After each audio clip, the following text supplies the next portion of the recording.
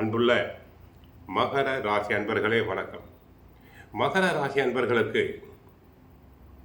2 ராகு, தன குடும்ப வாக்குஸ்தானத்தில் ராகு இருக்கிறார். 3ஆம் இடத்தில் சனி, சூரியன், செவ்வாய், புதன் இணைவு. 7.5 சனி முடிந்து விட்டது. தங்களுக்கு மறுபிறவி. அதை போல 6ஆம் இடத்தில் குரு, அஷ்டமத்தில் கேது பகவான் இருக்கிறார். சனி செவ்வாய் சேர்க்கை பெற்று 3இல் இருப்பதும் 4இல் சுக்கிரன் இருப்பதும் சிறப்பான அமைப்புகள். பில்டிங் கான்ட்ராக்டர்ஸ், ரியல் எஸ்டேட் துறை என்பவர்களுக்கு லாபங்கள் பெருகும். என்றைக்கோ வாங்கி போட்ட இடத்தினை, பிளாட்டை நல்ல விலைக்கு விற்பீர்கள். வீடு வாங்க கட்ட ஆசைப்படுபவர்களுக்கு நல்ல விதமாக வீடு அமையும். நவீனகரமான பொருட்கள் அமையும். கலைத்துறை அன்பர்களுக்கு வெளிநாடு சென்று வர வாய்ப்பு உண்டாகும்.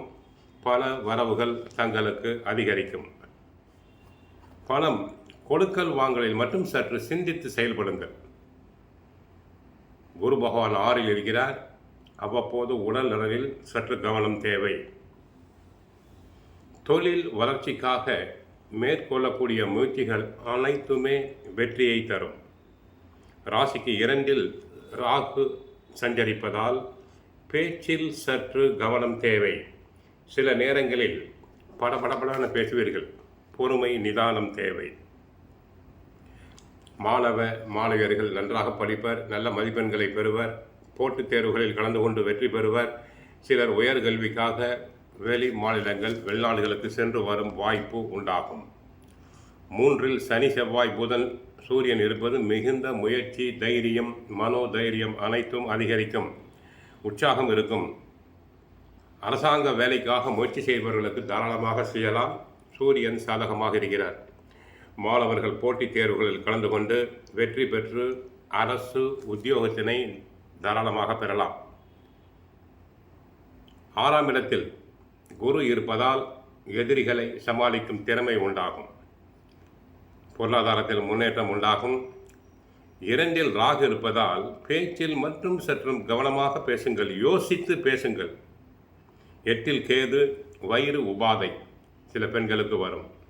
திடீர் மாற்றங்கள் மற்றும் ஆன்மீக சிந்தனை அதிகரிக்கும்.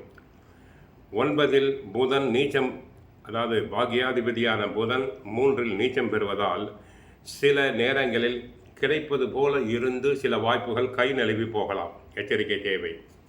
நெருங்கிய உறவினர்களிடையே பரஸ்பர ஒற்றுமை குறையும். நீங்கள் நல்ல விதமாக பேசினால் கூட பொல்லாப்பு அதிகரிக்கும். ஆகவே உறவினர்களிடம் பேசும்போது கவனமாக இருங்கள். தினமும் பகவத்கீதை படியுங்கள், சுந்தரகாண்டம் படியுங்கள். கஷ்டங்கள் அனைத்தும் குறையும். குடும்பம் சுபிட்சமாகும். வாழ்க வளமுடன். ஹரே கிருஷ்ணா, ஹரே கிருஷ்ணா.